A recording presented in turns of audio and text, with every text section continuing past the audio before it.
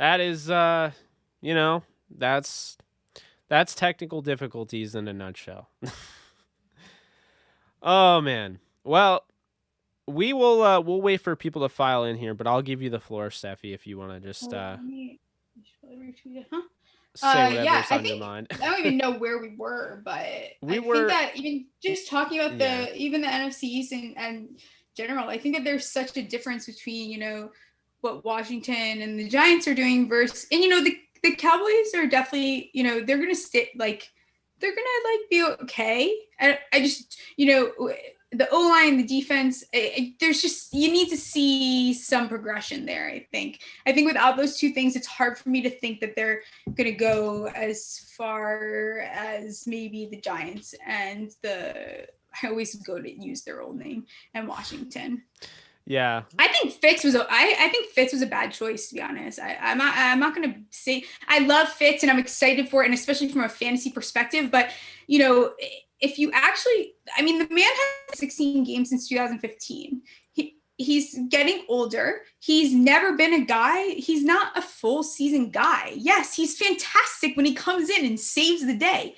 That's his role, So He's the it's going to be chaperone. interesting to see. What was that? He's the chaperone. Yeah, so I hope if they're smart, and obviously as a Giants fan, I don't hope, but I do hope because I like the players over there. I think they are phenomenal to watch. I mean, McLaurin's, Gibson, all these guys I love watching. And I hope that what they do is they trade up and get a guy, because I think that'll be their biggest mistake. Because what they're going to do is they're going to be competitive again. So then you end up putting yourself in a position where then your draft capital sucks the next year. And then why did you do the Fitz? So that was a little bit of a weird move for them. I just think as an organization, I mean, signing him is good if their plan in general is still to get a young guy. If they don't get a young guy, I don't know what the thought process was there. Yeah, I get that. I mean, I thought they could be interested in Watson. Now, I don't know what's going on with Watson. I don't I have no idea what to make of all that, but we'll wait until more news comes out on that. But I don't know what team would take him on at this point, which stinks. If it comes out and it's one thing, whatever. I just don't know that he's going anywhere now. like Carolina has to, well, Carolina and Carolina. I mean, I would probably say Carolina would be, but I was so surprised because I thought Mariota was like going to end up with Washington, and that didn't happen. And then he signs this deal today, reworking his deal, and he's Which makes me essentially think no one was interested, right? maybe, or maybe he really will. Like, I mean, it is Vegas, so It's true. there's that. Well, I mean, I don't know what Vegas' plan with the O line is there, but y'all gonna have to figure it out real quick because that is not looking pretty at all. So you're saying that we can't just release offensive linemen and then replace them with lesser talented offensive linemen? It seems like they're acting as if you have a very mobile quarterback that's going to be just fine. Who didn't break his back? Derek Carr is not going to be just fine. You need to get him help. I'm scared for his well-being. Well, well, let's touch on something because I want to. Well, we're gonna touch on a lot of things, so there's a lot of stuff to talk about. But what in the Sam hell are the Chicago Bears doing? Andy Dalton? Andy Dalton. Like, I have no words. I mean, I look at the guy, he's a jag. Like, he's literally just a guy. And when people are like, well, he was good in Dallas. He wasn't good in Dallas. He had a few good moments in Dallas. You know what he did? He also had 3 receivers that are studs. He showed you that he's a good QB too, because that's what he is. That's what people are forgetting. Yeah. Some players are not QB1s, and that's okay. Yes. They're QB2s for a reason. Mitch Trubisky should not be a QB1, but is he a fantastic QB2? Hell yeah, that rocks. Like, what a fantastic QB2 you have. But I mean, Andy Dalton, you know what's pathetic is Andy Dalton will probably be a top 5 Chicago Bear of all time. That's how disgusting that is, which is crazy. But I just don't know what they're doing. I don't know that Allen Robinson is 100. I still don't. My gut tells me he will not be playing for the Bears. I don't feel like he will. I know he signed his tag, but I mean, that doesn't matter. Like yeah, it doesn't matter. Remember when Josh Norman got traded after signing his tag? Like years ago. Yeah, With Carolina. exactly. When everyone's like, "Oh my god, he's going to Washington." It's like, yeah, he didn't want to play with Carolina, so he forced his way out, you know? Yeah. I mean, I was even surprised to see that. I almost think that maybe Allen Robinson was trying to see, Allen Robinson deserves to play for a really great quarterback. So I will say this. I don't know. The Bears are very puzzling. It's just a puzzling. They're beyond puzzling. Yeah. Andy Dalton, like you look at last season and what you were able to accomplish, right? And you guys are sitting there and you say to yourself, you know what we'll do? We're going to bring in Andy Dalton. Like, are you guys kidding me? Like, that's what you looked at. You saw Mitchell Trubisky, Nick Foles, the season you had, and Allen Robinson, you tag him, and then you're like, all right, so what should we do about court? I think that next year, someone's getting fired in that front office. I think without a doubt. I think there's really no way. I mean, we talked about this last time. I mean, Pace hasn't done anything. What has Pace done aside from take credit for bringing in Peyton Manning with the Broncos? I mean, it's the same thing with, it's honestly Pace and Gase, okay? Like Adam Gase, his entire career, he's been like, well, I was the OC when Peyton Manning went off. Like, bro, Peyton Manning. Like, like Peyton Manning didn't need an OC. So I think, like, not all of us, but I definitely fell for that. I actually bought into, Adam Gase, he's this offensive-minded, and I admit it. Like, I totally bought into that and failed. Matt Nagy didn't have me fooled for a second, okay? I looked at that guy and I was like, he has video game numbers in the Arena League back when he used to play. If you look it up, he had like 118 touchdowns in a season, passing. But Matt Nagy is just another one of those Kansas City coaches that goes and does nothing. And I'm sorry, like, what has he done? And when people say, well, he goes to the playoffs, I'm like, yeah, you better go to the playoffs when you have Vic Fangio as your defensive coordinator and Chuck Pagano. You better go to the playoffs when you have Akeem Hicks and Khalil Mack. And exactly. I mean, that defense is so good. The fact that they've gone in the playoffs is like your argument is scary. Right. Like they need to, and so I look at this offense and I'm just like, Anthony Miller going to develop anytime soon? Probably not. Darnell Mooney, 5th rounder, looked good last year. It's a shame he's in that Matt Nagy offense.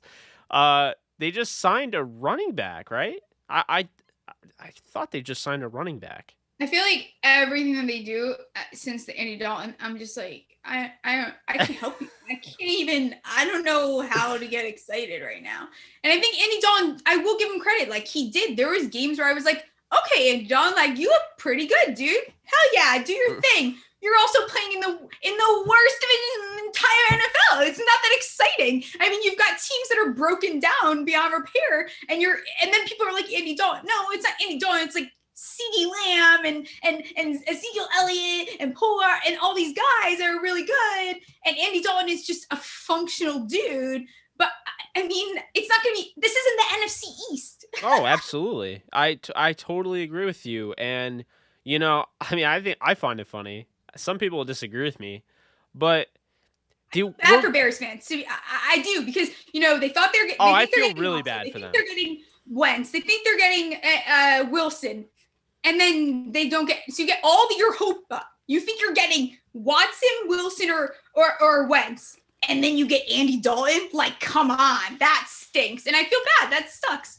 And I like the Bears, and I want them to do well. It's just like, come on with that. Well, it's like, so what's it going to be? You're either going to draft 10 tight ends, or you're going to pick up Andy Dalton. It's one way or the other. No, I feel bad for Bears fans. I feel bad for Cole Kmet. Who knows if he'll ever develop. I feel bad for Darnell Mooney.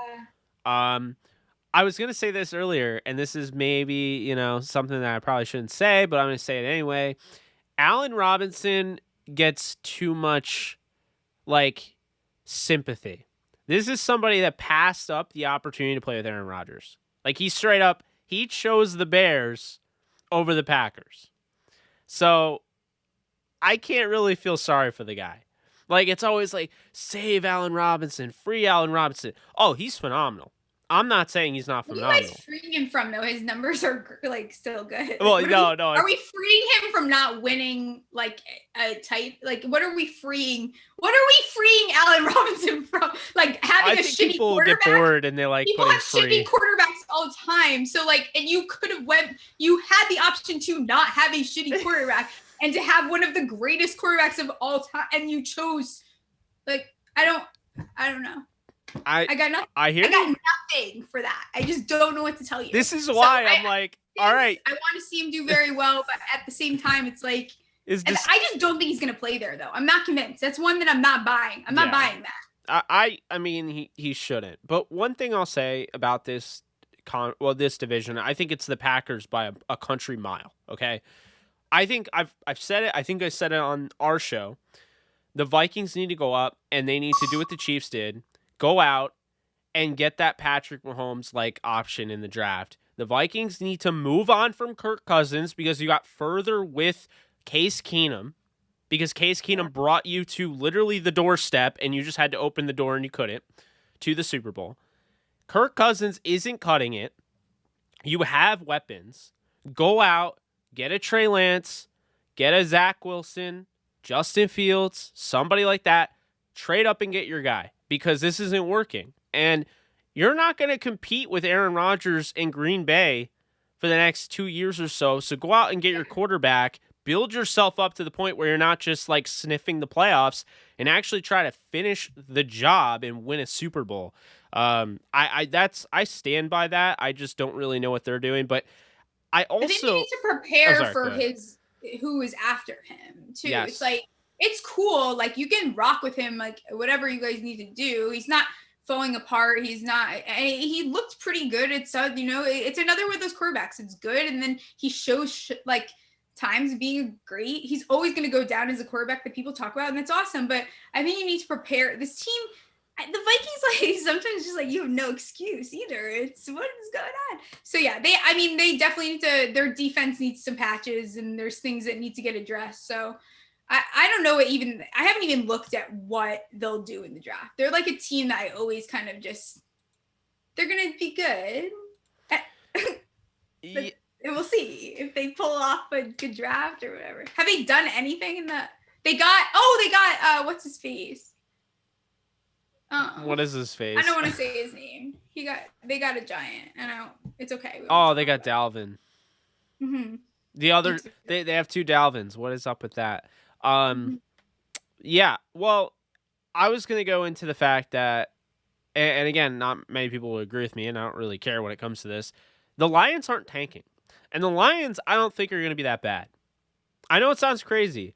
Me neither. But I think if Jared Goff, hear me out, I've watched Jared Goff for years. If Jared Goff has some sort of Ryan Tannehill resurgence in Detroit, I will not be shocked at all. Not whatsoever. Yeah. And you know what the difference is? And people forget about this too with Stafford. So, okay. You take Jared Goff. Jared Goff is used to having options that spread the field. You could argue that the Rams don't spread the field as nicely. They have a lot of players that do very similar things. And I think that he might have some options there that could elevate him. It's going to come down to Jared Goff. I think Stafford is going to have a harder time adjusting than I think Goff will, to be honest. That is interesting. I think it's easier to go from the Rams to than the other way around. For some reason, I don't know why. It's a weird thing. I know it sounds crazy, but I just have never been super impressed by the Rams wide receiver. I think that if they had I don't get a lot. Like, I don't get super excited. I never do. I don't know why. I love watching them play, but this is good because we can go back and forth on this. We finally disagree on something because that's fine. This needed to happen. We agreed on literally everything. So we'll start off with the Lions here. They add Brashad Perriman. Love the pickup. Very cheap. Underrated. Look at what he did with Tampa with Winston. Goes over the Jets. Wasn't utilized as much, mainly because I mean, who was starting at quarterback for the Jets? We had Joe Flacco. We had Sam Darnold. I'm pretty sure they started Luke Falk. So, like, they had all sorts of guys all over the place. So Brashad Perriman didn't really get things going. Tyrell Williams, I really like Tyrell Williams. He's somebody Mhm. everyone's forgotten about because he opted out last year. So those opt-outs are somebody, those are guys that I think they'll just, Yeah. be sporadic and they'll show up back on the radar and people will be like, oh, I You remember remember that? Oh him. my God, where Like, was that? yeah, like he's actually not that bad. Yeah, Yeah. so him, they have Quintez Cephas, a fifth rounder in 2020. I really like. He showed some flashes there. And then you have TJ Hawkinson, who I think is just going to be a I think superstar he's tight end. me too. I Like I agree. I love him, and then I like the upside of a guy that's really not talked about. I know they signed Josh Hill. He comes over from the Saints. They have all sorts of Saints connections. Obviously, Dan Mhm. Campbell being from the Saints. But Hunter Bryant. Um, Hunter Bryant is somebody that I thought should have been drafted. I was surprised when undrafted. The Washington Mhm. tight end last year. He showed some Great. flashes. So I like what they have. They're going to go out and get another guy at receiver. That's not it. I think they get Jared Goff, a number one, whether that be, somebody like Rashad Bateman, or if, say Jalen Waddle falls, or somebody like that, like Devontae Smith. That might be too far of a fall, but like somebody like that, Chase. I feel like they're gonna get one of those top guys, or they'll just go and get another tight end in Kyle Pitts and just be like, "Hey, T.J. Hawkinson, Kyle Pitts, stop Yeah. us." 12 personnel it all day, Yeah, and so the thing with Jared Goff is that I've seen his worst, 4 turnovers in a game, and I always say this, the best game played by a quarterback I've ever seen, the most perfect game, was Jared Goff. I can't believe I'm saying this. Jared Goff, 2018, week 4, Thursday Night Football against Kirk Cousins and the Minnesota Vikings. It made no sense. Like, obviously he was good that year, but like that game, he threw a perfect game. He threw 5 touchdowns, 158.3 passer rating, which is the highest you can have. He missed like 4 passes on the day. And I mean, the dude was just launching all game long. Cooper Kupp have it, Brandon Cooks, Todd Gurley. So, like, Goff can do it. Now, I'd make this argument because I love Sean McVay probably more than most people. Like, he's my guy. But I'll say this. Could I not make the argument that Jared Goff constantly before every single play, going up to the line, listening to Sean McVay in his ear, That's what I was. like, You're taking the words out of my head right now. like, could I not make the argument though, like that could have hurt Jared Goff's development? I'm not saying Sean McVay hurt Jared Goff's development. I'm saying Sean McVay, and that tell all article came out today. I don't know if you saw that, but basically, to make a long story short, they flat out said Sean McVay just said like Jared Goff wasn't good enough, essentially. Like he was putting in Yeah. the work, but he wasn't reading defenses, he wasn't picking up on coverages and different things. So I could see that. But like I just feel, maybe I'm wrong, but Anthony Lynn being a run first, offensive coordinator, he did it with the Mhm. Bills. He's been a long time running back coach. Obviously, he was a head coach. I love Anthony Lynn. He was almost the running back. He was almost the offensive coordinator for the Rams before he got hired for the Chargers. A lot of people don't know that.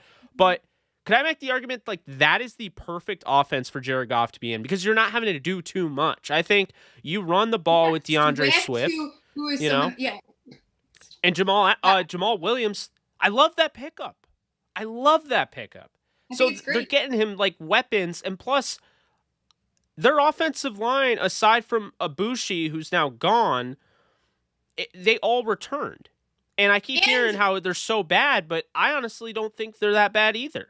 they have so many picks coming up now because of the Yeah. trade that it's just like you might as well give Goff what you think he needs, take him away from big bad scary McVay that obviously probably played a little bit of a role into it, Mhm. and then what you do is you literally test his skills entirely and then you dump him if he sucks. Like Yeah. if he blows it, it's fine. He could be your QB too. Like it doesn't, so there's a lot of quarterbacks across the league that are going to get tested this year. Oh yeah. And you could see it happening in the way that they're getting them the things that they need. And I think that I mean, Goff is obviously one of them. So we'll see how he does. He has really no excuse over there, I think. Well, so you would agree with me though that this Lions team, that I feel like the media has almost found it fun to call as a tanking team or Mm-hmm. like a garbage pile. It's going to be ironic because Stafford's leaving and I feel like he's going to make the Rams better. I think he's what they were missing. I truly believe that. I think he's a top 7 quarterback in football. And I look at the Lions and I'm like, they're getting a lesser quarterback, but I feel like the issue probably was Matt Patricia, and I feel like getting Dan Campbell in there and getting these pieces. I mean, they bring back Trey Flowers, so they didn't cut him or anything like that. They still have guys like you draft Jeff Okuda last year in the first round. You have Jamie Collins, Jelani Tavai, who some people have already given up on, and 2019 second round pick, not giving up on him. They People bring love back giving him Romeo Aquara, and then they get Michael Brockers for a 2013. What is it? A stapler. It's like, right. I mean, so Exactly. yeah, I like what they're doing. Plus, I really like Will Harris, a safety they drafted in 2019, third round out of Boston College. They have a lot of guys here that I think, like, watch out for the Lions, because in a division that has Andy Dalton as the starting quarterback for the Bears, and then you have the Vikings, who we don't really know what the Vikings are going to be. You really just have Green Bay at the top. I think the Lions could be second in this division this year. Now, I'm not saying they will be, but I'm saying that is the potential. I think they can be. That's the high, like, yes. I definitely don't think they're getting there, but I think that people are gonna be like, why were we laughing at the Lions so hard? I think that'll happen. Everyone's gonna have that reaction. I need Dan Campbell to do well. I need him to do well. Yeah, but I think that sometimes you see these new coaches come in, and I mean, you look at the New York Giants, right? Yeah. Everyone can laugh at everyone acts like the New York Giants only won 2 games. They won 6 games. Like, that's very respectable coming from what the hell they were, right? So, I mean, you can see what a new coaching staff can do. And I think that everyone needs to lay up a little bit on these teams that you think are totally knocked out. Are they totally knocked out, or are there some things that need to, can you adjust a couple things and then maybe make something work out of it's not really nothing though. Like, there's teams that I think are in a worse, like, for example, like, I think the Texans are in a worse position than the Lions are. I think that the Eagles are in a worse position than the Lions are.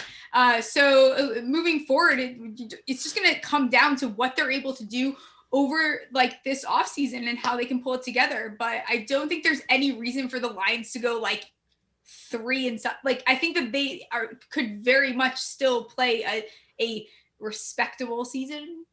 I think they win. I think it's 6 to 9 games, because I think in 6 this 6 to 9. I don't know about that. 6. Well, how hard is their schedule? I know the NFC. 9 is like if everything goes according to plan, which I don't really know what their plan is, but I can tell you right now, I trust Brad Holmes. I trust Dan Campbell. Who's trust their backup Anthony quarterback? Lynn. Their backup quarterback, I don't know. Who is their backup quarterback? They just signed somebody. They don't know yet, but it's Jared Goff. I'm kidding. I'm sorry, Jared Goff. You know what? I don't hate Jared Goff. I don't hate him either. But I was very, very critical of him. Very critical.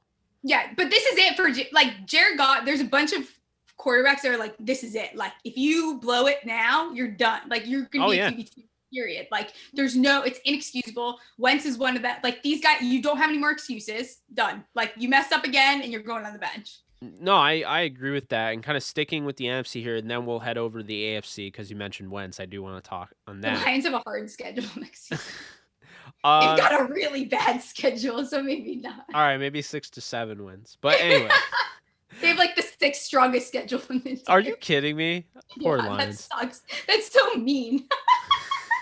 So let's see here. So we were talking about the receiver room, because you were saying with the Rams, you're saying you don't see, like, the flashiness. What was it that you were saying? Like, you don't think they're that good? It's not like the flashiness. Like, I just, like, for example, I mean, this year I started this is like the first time I started picking up receivers. I normally don't really touch them over there. But I think that maybe it was more Goff not being able to throw a deep ball that I feel that way. Because I can Do you tell think you right that's why? now, that was the case. You think that's why I feel that way? Well, when they had Brandon Cooks, everyone's like, why did they trade away Brandon Cooks? Oh, it was definitely because of the concussions. I can tell you, someone actually told me, source. They traded Brandon Cooks because Jared Goff couldn't hit Brandon Cooks in stride down the field. They traded him because he was a $16 million paperweight. That's why. So that's why they traded him. Now, as far as like Robert Woods, Cooper Kupp, Van Jefferson, Josh Reynolds last year. Reynolds is now in Tennessee. Jared Goff would have like a 20-yard pass down the field, for instance.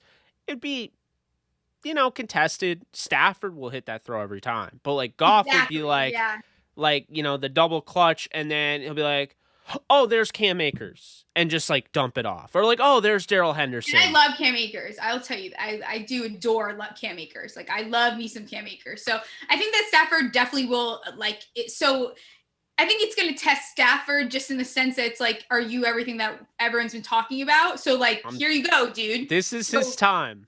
This is it. Like it's like, which people will be more forgiving of him than they will of someone else, which is understandable. But I definitely need to see Stafford. I need to see him go in there, and this better be something where they come right out of the, because they remind me, we talked about this when I was last on the show. It's like, it's very much like Washington, where they're missing a quarterback. Like, you've got everything else, and you got this weak quarter. You just got to figure out someone to get the damn ball down the field. Oh yeah. But you have the weapon. The thing I find funny is that, like, that's now not what I'm hearing. I'm hearing they lost everybody, and they were, they're depleted from free agency. They lose John Johnson, and albeit I'm a big John Johnson fan, so the Browns are getting a stellar player in him. But the Rams drafted Terrell Burgess, who I love, out of Utah. Very versatile, can play free safety, strong safety, nickel. And then they also drafted Jordan Fuller in the 6th round out of Ohio State. And Fuller is not somebody I liked in the draft at all. I think I said this last time. And he ended up becoming quite the piece there. And then, Fuller, he picked off Tom Brady twice on Monday Night Football, and everyone's like, oh, okay, this Fuller guy, like, caught my attention, 199 overall, the same Brady pick and everything. But, like, they have those guys. They have Taylor Rapp. I'm not as high on Rapp, but, like, you have 3 safeties there. Nick Scott played really well last year, in limited time. And then they have, Jalen Ramsey, Darius Williams. I don't have to tell you about Darius Williams in the Giants game. But, like, they have those guys, and then they have I think they have somewhat of a hole at nickel. So, like, David Long, they drafted in the 3rd round in 2019. I would go out and get Brian Poole, who is a free agent right now. He was with the Jets, but he has familiarity with Raheem Morris's defense, or not with his defense, but with Raheem Morris, because he played with the Falcons when he was over there from 2016 to 2018. So I like Brian Poole, putting him in there. I know there's some talk about Richard Sherman. He wouldn't be a nickel. I would not want Sherman, 6'3", Richard Sherman being my nickel. But I could see him, being converted to a safety, and then maybe they use Burgess at nickel. That that might change some things. But I look at this team, and I don't see too many holes, and that's why, like my mock draft recently, I had them going out and getting Dylan Moses to, finally go out and get a super athletic linebacker, and then a pass rusher in Jordan Smith. And then Amir Smith-Marset in the 4th round. What pick did they have? They 57, 88, and 103, I want to say. Those are the first 3. Because they traded their first. Well, I don't have to tell anybody. If we're talking Rams, just assume that they don't have a 1st round pick, because Les Snead hates